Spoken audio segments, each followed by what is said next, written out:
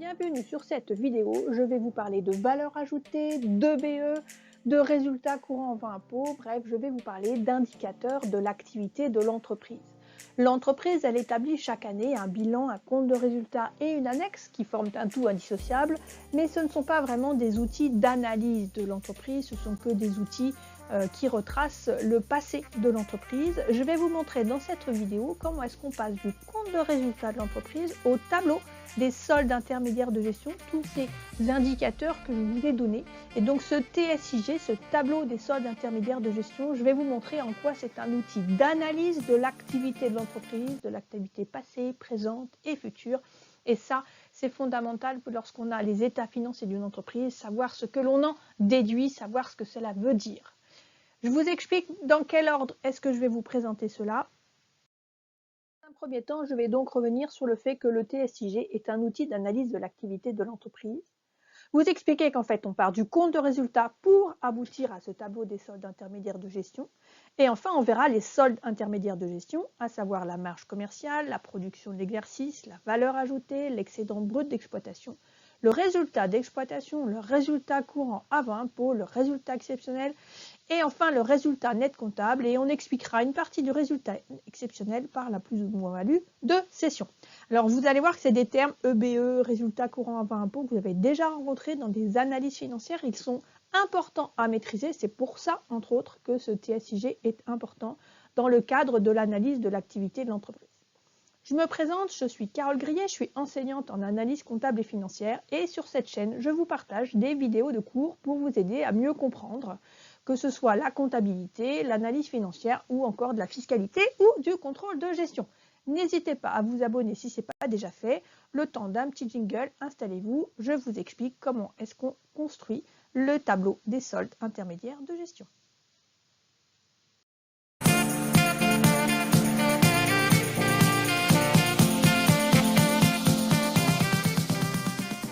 Alors, dans un premier temps, et c'est ça qu'il faut connaître, lorsqu'on fait un tableau des soldes intermédiaires de gestion, c'est pour analyser l'activité de l'entreprise. Le compte de résultat, il résulte de systèmes d'information comptable. C'est un des états financiers qui est élaboré obligatoirement par l'entreprise avec le bilan et l'annexe. Et donc bilan, compte de résultat et annexe forment un tout indissociable. Si on regarde ce compte de résultat, on a l'ensemble de l'activité de l'entreprise qui est l'ensemble des ressources consommées, c'est les charges, et l'ensemble des richesses créées, des produits créés, c'est les produits. Et puis finalement, si on regarde, le compte de résultat permet de déterminer le résultat d'exploitation, ce qui concerne le cycle achat, production, vente, le résultat financier qui découle du cycle financier emprunt, prêt, et le résultat exceptionnel qui devrait normalement être non reproductif. Finalement, si on regarde ce compte de résultat, il permet d'avoir un existant, le passé. Ça me permet de connaître ce qui a été consommé, ce qui a été produit et de connaître un résultat, une richesse créée. Mais ça ne permet pas de l'expliquer. Or, l'objectif de l'analyse financière, justement, c'est de fournir des indications sur l'analyse, sur l'explication de la création de richesse et surtout, et c'est ça qui est intéressant dans l'analyse financière, d'essayer d'anticiper les performances futures de l'entreprise. Donc c'est à cela que sert le tableau des soldes intermédiaires de gestion. Ça sert à analyser l'activité de l'entreprise pour essayer de la prévoir et donc de prévoir les performances futures de l'entreprise. Donc ce tableau des soldes intermédiaires de gestion, en fait, c'est un compte de résultat bis. C'est-à-dire que toutes les informations qui sont dans notre compte de résultat, établi par la comptabilité financière, vont se retrouver dans le tableau des soldes intermédiaires de gestion. C'est un outil de diagnostic de l'activité de l'entreprise passée. Donc on va avoir plusieurs années de l'entreprise présente, on a l'année en cours et surtout on va pouvoir anticiper l'activité à venir. Ça cherche donc à expliquer la formation du résultat de l'entreprise et donc pour ça en fait on va calculer des sortes de résultats, de soldes intermédiaires. Ça va de la marge commerciale au résultat net comptable. Et il y a donc en fait 8 soldes intermédiaires, enfin 7 soldes intermédiaires plus le dernier chiffre qui est le résultat net comptable. Donc l'idée en fait c'est d'expliquer la constitution, le fonctionnement, la construction du résultat net comptable et pour ça on va passer par des étapes intermédiaires qui sont donc ces soldes intermédiaires de gestion et c'est ça qu'on va voir par la suite. Donc, comment est-ce qu'on passe du compte de résultat au tableau des soldes intermédiaires de gestion? Donc, on a d'un côté notre compte de résultat et tout ce qui est dans notre compte de résultat, on va le remettre dans le tableau des soldes intermédiaires de gestion. C'est un petit peu, si vous connaissez le tangram, où j'ai différentes formes qui sont agencées et je vais transformer ces différentes formes pour faire un nouveau document. Mais tout ce qui est dans mon compte de résultat départ, je dois le retrouver dans le tableau des soldes intermédiaires de gestion. Donc si vous êtes un peu joueur, en fait, c'est un jeu de domino, c'est un jeu de tangram, c'est un jeu de puzzle, c'est un petit peu le principe. Donc vous allez voir qu'il n'y a pas d'éléments très compliqués.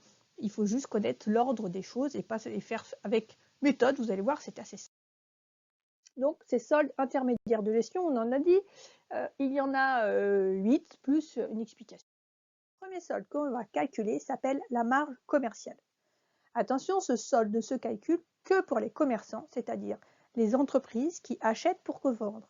Donc la marge commerciale, c'est un terme que vous avez déjà entendu, peut-être, c'est la différence entre combien ça a coûté au commerçant et combien est-ce que lui va vendre. Donc on va faire la différence entre les produits, les ventes de marchandises, le chiffre d'affaires qui est lié à la vente de marchandises, et combien ça lui a coûté, donc moins le coût d'achat des marchandises vendues. Donc on fait un produit moins une charge. De façon générale, tous les soldes que l'on va déterminer, on va faire produit moins charge. Donc les produits sont généralement des comptes qu'on a obtenus dans la balance avec des soldes créditeurs et les charges des comptes à solde débiteur. Si on se base justement sur les numéros des comptes qui apparaissent dans la balance, si ça peut vous aider en fonction de là où vous en êtes pour construire votre tableau des soldes intermédiaires de gestion, on va donc faire les comptes 707 moins 7097, c'est-à-dire vente de marchandises moins rabais, remise, ristourne accordée sur vente de marchandises. Et on va soustraire à ça le coût d'achat des marchandises vendues. Et donc le coût d'achat des marchandises, c'est achat de marchandises, 607, moins rabais, remise, ristourne obtenu sur achat de marchandises, plus ou moins les variations de stock, c'est-à-dire qu'on ne veut que les marchandises qui ont été vendues et non pas uniquement les marchandises achetées. Donc vous avez comme ça les comptes. Donc attention, hein, dans les colonnes, quand c'est dans la colonne produit, on ajoute. Quand c'est la colonne des charges, on soustrait. Et donc cette marge commerciale va permettre de mesurer l'activité, la performance de l'activité commerciale. Donc si dans un tableau des soldes intermédiaires de gestion, vous n'avez pas de marge commerciale, c'est-à-dire que l'entreprise n'est pas commerçante, c'est-à-dire ce qu'elle va vendre, c'est ce qu'elle aura produit. Deuxième solde intermédiaire de gestion, cette fois-ci, c'est la production de l'exercice. Et ce solde-là, lui, est réservé pour les entreprises qui ont une activité productive, c'est-à-dire qui vendent ce qu'elles ont produit. Hein, attention, hein, une activité productive va forcément de pair avec un petit peu d'activité commerciale. Donc, je vends ce que j'ai produit. Et dans ce cas-là, en fait, pour déterminer la production de l'exercice, je ne prends que des produits. Je prends et la production qui a été vendue, et la production qui a été stockée, et la production qui a été immobilisée, c'est-à-dire ce que j'ai produit et que j'ai utilisé pour mon entreprise, hein, l'autoconsommation ou l'autoproduction. Donc ça, c'est le deuxième solde qu'on va déterminer, c'est la production de l'exercice. Comme précédemment, si on prend les numéros de compte qu'on a dans la balance, la production vendue, c'est les comptes 700. Attention, on ne prend pas 707, bien évidemment. Les comptes 71, ça c'est la production stockée. Les comptes 72, c'est la production immobilisée. Et donc, ce solde-là mesure, quant à lui, l'activité productive. On sait combien l'entreprise a produit, pour quelle valeur l'entreprise a produit, sachant que la production vendue, elle est valorisée au prix de vente, et la production stockée et immobilisée est, quant à elle, valorisée au coût de production. Autre solde qui est très important, c'est la valeur ajoutée. Pourquoi il est très important? Parce que, entre autres, c'est cet indicateur qui sert au niveau d'un pays à calculer le produit intérieur brut, le PIB. Hein, le produit intérieur brut, c'est la somme des valeurs ajoutées de toutes les entreprises. Donc la valeur ajoutée, c'est la différence entre le coût des matières achetées, ici mes planches, et le coût des produits vendus avec ces planches, ici mes étagères. Donc si je prends mon solde avec mon tableau, je vais avoir d'un côté la marge commerciale et la production de l'exercice. Attention, on repart de deux soldes précédents. Donc ça veut dire que lorsqu'on fait un TSIG, il faut bien garder chaque solde. Et malheureusement, si on se trompe sur un solde, tout le reste va être un peu faux. Donc on repart de la marge commerciale et la production d'exercice.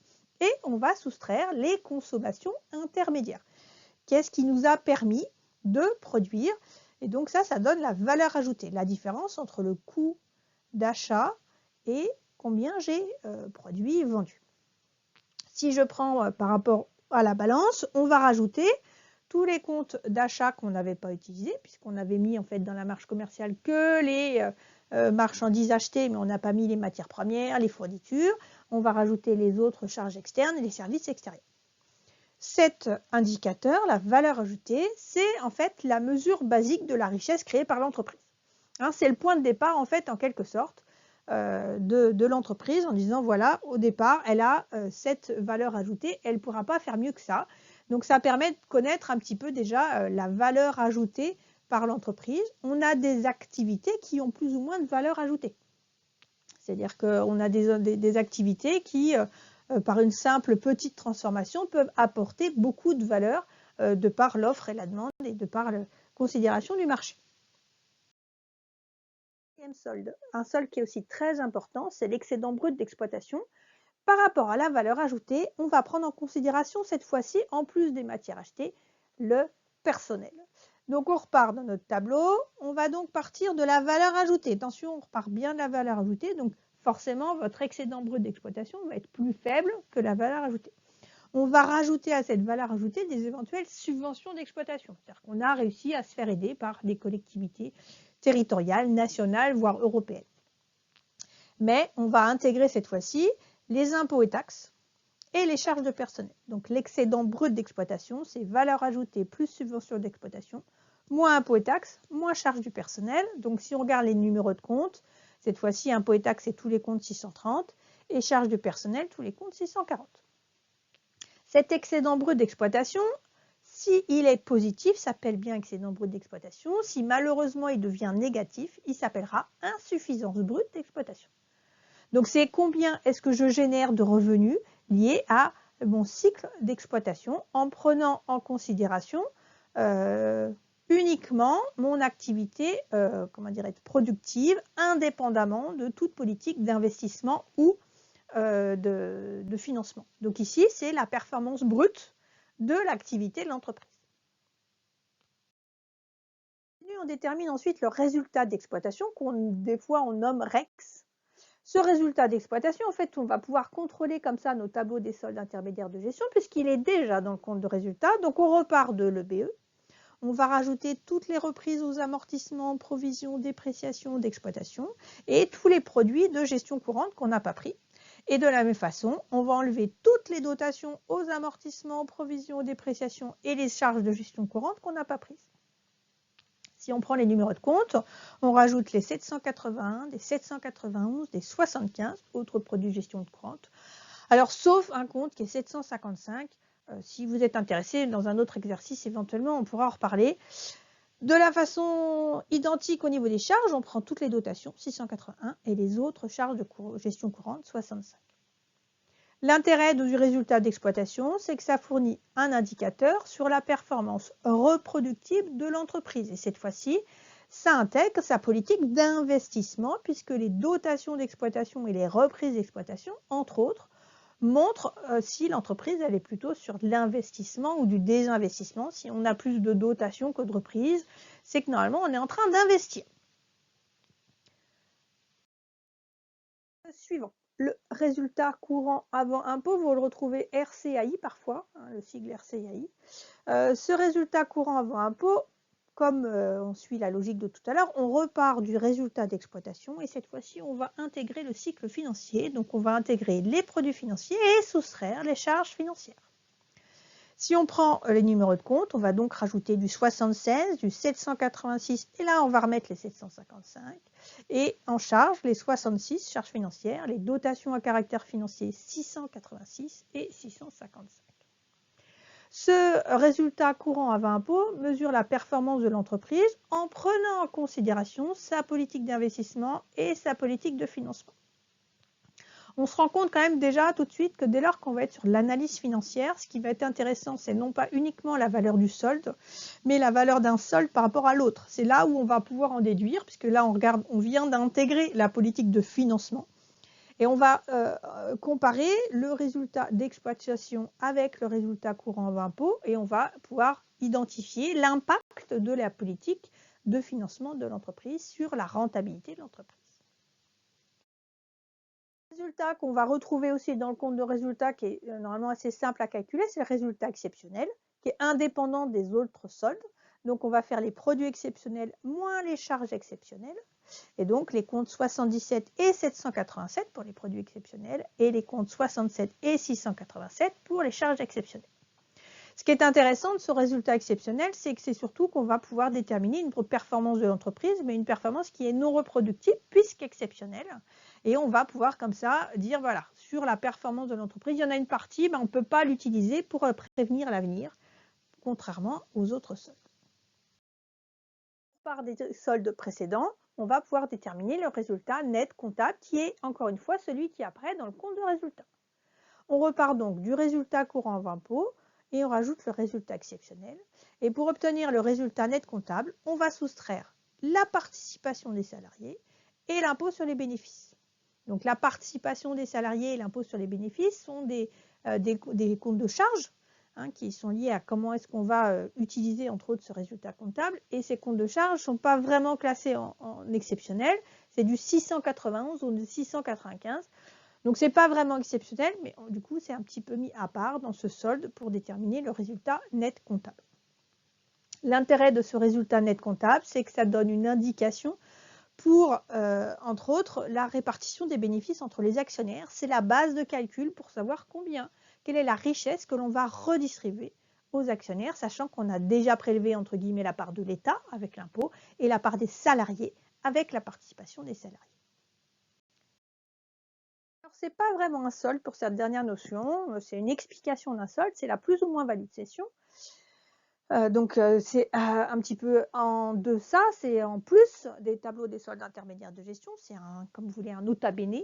On va partir du produit de cession des éléments d'actifs et on va soustraire la valeur nette comptable des éléments d'actifs cédés. Si on prend les numéros de compte, c'est 775 moins 675. L'idée c'est de savoir lorsqu'on a vendu une immobilisation, ce qui est quand même pas courant, est-ce qu'on l'a vendu à perte ou pas.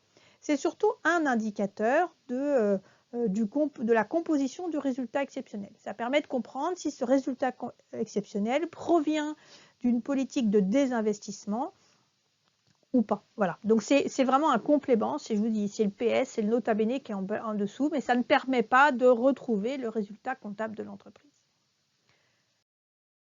C'est maintenant le moment de l'exercice corrigé ou plutôt du sujet d'exercice. En effet, vu la durée de la vidéo, il me semble plus opportun de vous donner aujourd'hui un exercice et dans une prochaine vidéo de passer du temps à corriger et à voir les éventuelles difficultés que vous avez rencontrées. Voici donc ici un compte de résultat. Attention, comparativement à ce que je vous ai présenté précédemment, il est présenté en liste, ce qui peut normalement aider à établir le tableau des soldes intermédiaires de gestion. À vos calculatrices, vos fichiers et je vous laisse essayer de faire cet exercice. C'est ainsi que s'achève cette vidéo. Je vous invite, si ce n'est pas déjà fait, à vous abonner à ma chaîne. Vous pouvez bien évidemment laisser des commentaires ou des suggestions de prochaines vidéos ou des questions sur ce que vous éventuellement n'avez pas compris. Je vous souhaite surtout bon apprentissage, bon courage à tous et à bientôt.